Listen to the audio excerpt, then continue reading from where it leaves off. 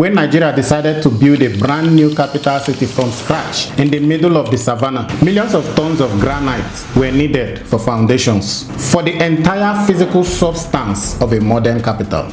The answer was found right here in the Mpape Hills, a massive granite outcrop overlooking what would become Asokoro and Maitama districts. For 30 years, these rocks were blasted, crushed, and hauled away. A lot of the major government buildings that you see today mostly come from this particular quarry. But when quarrying stopped, the massive pit they left behind began to fill with water, not only from rain, but from deep underground. The lake became a viral tourist destination during COVID-19. And now, the federal government wants to turn it into a presidential resort worth billions of naira. This is the story of one site, three identities, and the geological forces that shook Abuja in 2018. But this is infrastructure in sight. So, let's go and see.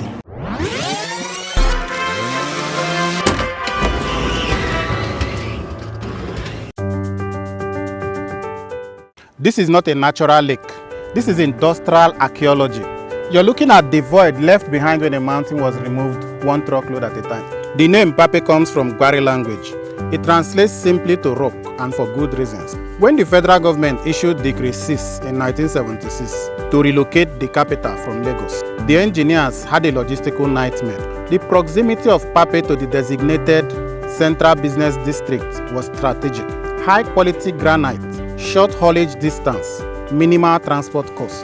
Crushed Rock Industries Nigeria Limited was incorporated on May 13, 1977. Operations began almost immediately. The mechanism is simple, but it's massive in scale. The first thing they do is to strip off the withered rock on top of the granite to reveal the hard granite itself. Then you drill holes into the solid granite. These holes are packed with explosives. You blast the rock, and then it gives you boulders. These boulders go into crushers. Out comes aggregate, different sizes for different purposes. Granite chippings for concrete, granite dust for asphalt, and millions of tons were needed. For 30 years, Mpape was the beating heart of Abuja's construction industry. It's no exaggeration to say that the physical substance of Nigeria's capital was transferred piece by piece from these hills into the geometry of the modern city. But there was a cost. Look at this depth. If you take from the top of the mountain there and go all the way down, the depth is about 50 meters at that point. That's a 15-story building excavated right into the earth. And when you dig that deep into crystalline basement rock, you don't just remove stones, you expose secrets. When this quarry was abandoned in 2010, this pit was dry, just a scar in the landscape, abandoned and rusting machinery. But then water started appearing. At first, people assumed it was rainwater. Abuja gets about 1,400 millimeters of rain per year during the wet season. But that's not enough to explain this. This lake is over 50 meters deep, and even during the dry season, November through April, when Abuja sees almost no rainfall, the water level stays relatively constant. So where's the water coming from? The quarrying operators removed all the withered rock on the surface and dug deep in the fresh bedrock. In doing so, they intersected a network of fractures, ancient cracks in the granite caused by tectonic stress millions of years ago. Water in these fractures is under pressure. When the quarry removed the overlying rock mass, it was like pulling a cork from a bottle. The pressure removed, groundwater surged upward. This lake is not just a surface water body, it's a massive observation window into a massive underground aquifer system that extends beneath this entire area. In 2018, the system sent a warning. September 2018, residents of Mpape, Maitama and Asokoro felt a series of earth tremors. Buildings shook, panic spread. Was it an earthquake, terrorism, or quarry blasting? A presidential committee was formed to investigate, led by Professor Seydou Mohammed of the National Space Research and Development Agency. What they found was more disturbing than a one-time event. The tremors were caused by us, by the cumulative stress of extracting more water from the fractured aquifer system that feeds this lake. When you pump massive amounts of water from fractures that are holding faults in place, you change the subsurface stress field. The friction that keeps this field stable decreases, and when the stress exceeds the strength, they slip, and that's an earthquake. This Quarry Lake is the physical evidence of the system under stress. It's been fed by the same aquifer that is also feeding more than 110,000 boreholes at the same time. It seems we're playing a dangerous game with the geology directly beneath our feet. If you want to see more infrastructure stories like this, infrastructure stories that go beneath the surface, quite literally, stories that bring you perspectives beyond what the news would give you, subscribe to this channel now, give this video a like, watch it till the end, and then make your comments. So let's carry on. The beauty of this lake is deceptive. The turquoise color you see, that's not purity, that's suspended mineral and depth. For 3 decades, this was a heavy industrial site. Diesel machinery, explosives, lubricants. When operations ceased, there was no cleanup, no remediation. The equipment was just left. In a fractured aquifer system like this, surface contamination doesn't stay on the surface. Bacteria, pathogens, industrial chemicals, they all flow through the same cracks that feed this lake. What you're looking at is a toxic cocktail waiting to harm anyone who swims here or drinks from the borehole connected to this system. The aesthetics are stunning, but the chemistry is dangerous. And yet, during the pandemic, people flocked here in their thousands. Why? August 2020, COVID-19 lockdown. Nigeria's borders closed. Interstate travel banned. Abuja's residents used to flying to Dubai, London or South Africa for vacation found themselves trapped. Then someone shared a photo, hidden paradise in Mpape. Within weeks, it went viral. The hashtag Mpape Crushed Rock trended. People compared it to Halong Bay in Vietnam, the Grand Canyon, a natural wonder hiding in plain sight.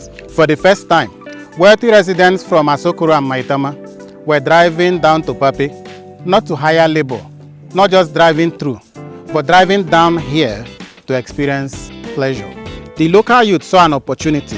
They set up informal toll gates, charged parking fees, sold snacks and drinks. Some became guides helping visitors navigate the dangerous cliff. For a brief moment, Mpape became a social experiment. The strict class boundaries of Abuja dissolved. The diplomatic corps, politicians, and working class locals shared the same space. But informality breeds chaos. There were reports of harassment, there were reports of robberies, and the place became basically unsafe, so that attracted government's interest. The Federal Capital Territory Administration had seen enough, so Minister Wike gave an order, which led to the launch of a cleanup operation. Shanties were demolished, criminal hideouts were removed, informal vendors were displaced. The official narrative, sanitizing the area for genuine tourism. But the real story is much bigger. This Quarry Lake sits in the middle of Maitama II district, a 780-hectare luxury development zone. The vision is clear. Transform this rugged industrial scar into a world-class resort. High-end hotels, landscape parks, exclusive access. The question is, who benefits? The people of Mpape who discovered the site's value during the pandemic, or the developers and elite who can afford presidential resort prices? This is the pattern of urban development. Informal spaces become valuable, then value attracts capital. Capital comes in and displaces the informal, and the cycle continues. It's called gentrification. Urbanization results in the eventual erasing of communities that are local in a particular environment. The lake that spontaneously became the people's paradise in 2020 is now going to become a gated asset. Whether that's progress or displacement depends on where you stand, literally and economically. So what did we learn from Mpape Crushed Rock? The quarry fulfilled its purpose. It literally built Abuja. But its abandonment created something new, something nobody planned. We learned that geology doesn't care about our plans. Those fractures beneath Abuja have been there for millions of years. We drill, we extract, we build, and sometimes nature pushes back. The 2018 tremors was a warning. Third, the informal economy is resilient and creative. When the quarry was abandoned, locals didn't wait for government to create value. They created it themselves. During COVID-19, they turned a toxic pit into a tourist destination. And fourth, we learned that development comes with trade-offs. The presidential resort will bring jobs, revenue, and world-class facilities. But it might also erase the community that made this place special in the first place. Mpape Crushed Rock is a mirror. It reflects how we build cities without planning for what comes after. How we extract resources without thinking about the environmental cost. How we find beauty in unexpected places and then fight over who actually owns it. From 1977 to 2010, these rocks built the nation's capital. From 2010 to 2020, they sat abandoned, slowly revealing underground secrets. From 2020 till now, they became a symbol of both possibility and inequality. The story of Mpape is still being written. Will the presidential resort honor the geology, the community, and the history? Or will it be another example of development that erases memory? That's infrastructure.